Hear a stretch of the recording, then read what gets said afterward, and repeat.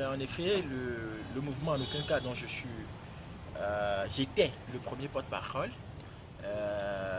avait convié les journalistes à une conférence de presse aujourd'hui à Broda-Roubaix pour donner sa position par rapport à tous les sujets de l'heure. Et à cette conférence de presse, nous avons fait comprendre aux journalistes, aux médias, et qu'à compter de ce jour, le mouvement en aucun cas n'a plus de comité dirigeant. Et par souci d'efficacité, nous avons décidé de fonctionner de façon horizontale. C'est que il n'y a plus de porte-parole. Les porte-paroles seront désignés en fonction des circonstances. Tout le monde devient chef de l'organisation. Et à côté aussi, nous avons fait comprendre que nous ne sommes pas dans la logique des élections. Pour nous, il est impérieux qu'après le mandat de Faure Gnassingbé qui finit en 2020, il puisse y avoir une transition de 6 mois.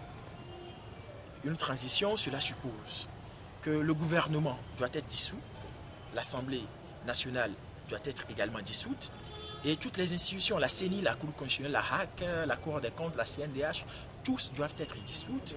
Et après, il y a une assemblée constituante qui doit être mise en place, et cette assemblée constituante aura pour rôle de proposer une nouvelle constitution et de nouvelles lois électorales, et les lois qui encadrent désormais les libertés de réunion, de manifestation et d'association au Togo, et toutes les lois qui doivent régir la bonne marche des choses au Togo.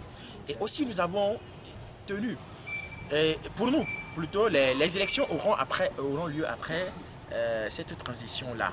Ce n'est qu'après la transition que les élections auront lieu. Et il était important pour nous de revenir sur un fait majeur de l'actualité, parce que nous avons appris que les 29, 30 et 1er décembre, le gouvernement veut organiser une opération de révision des listes électorales. Donc dans ce sens, au mouvement, en aucun cas, nous demandons à la population de transformer les centres de recensement en lieu de protestation pacifique et non violente. Parce que nous estimons que rester à la maison ces 3 jours-là n'apporteront rien de concret à la lutte que nous sommes en train de mener. Nous allons crier, suspendre le processus, mais ils ne vont pas le faire. Il y a eu beaucoup de choses qui se sont produites en 2018, pendant qu'il y a beaucoup de manifestations, beaucoup de gens qui sont sortis dans toutes les villes du Togo pour demander qu'on sursoit au recensement, aux élections, tout ça. Mais il n'y a eu rien. Ils n'ont pas arrêté. Les gens ont préféré rester à la maison le jour des élections plutôt qu'aller protester dans les centres, dans les bureaux de vote et dans les centres de vote. Mais cette fois-ci, nous pensons qu'il est nécessaire et impérieux que la population prenne ses responsabilités. Ce n'est pas en restant à la maison qu'on fait la lutte, mais c'est en étant plutôt sur le terrain.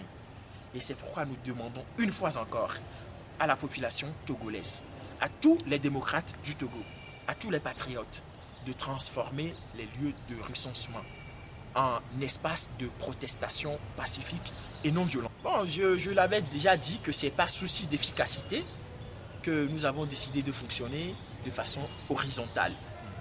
Et ce système a déjà été appliqué ailleurs. Par exemple, nous prenons le Congo avec la Lucha.